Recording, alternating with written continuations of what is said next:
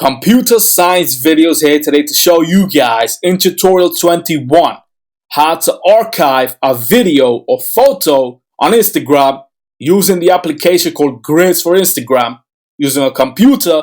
Without further ado, let us start the video. So the first thing we need to do is go all the way down to the dot, click on the application itself called GRIDS, and then make sure we are signed in. Click on the post we wish to archive. Here is the video and photo that we'll be clicking. So this is the photo itself. Click on these three dots and then archive the post. That has disappeared. Click on this video. Click on the three dots, archive, refresh the page. Now navigate to archived.